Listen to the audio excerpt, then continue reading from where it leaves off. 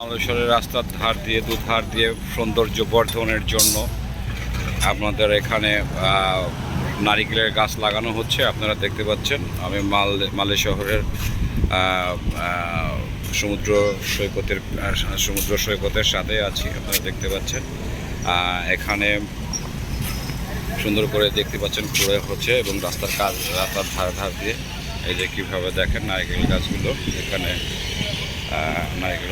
এখানে সংরক্ষিতভাবে লাগানো হচ্ছে এবং এগুলো রাস্তার সৌন্দর্য বৃদ্ধি পাবে। বড় বড় নারিকেল গাছ দেখতে পাচ্ছি,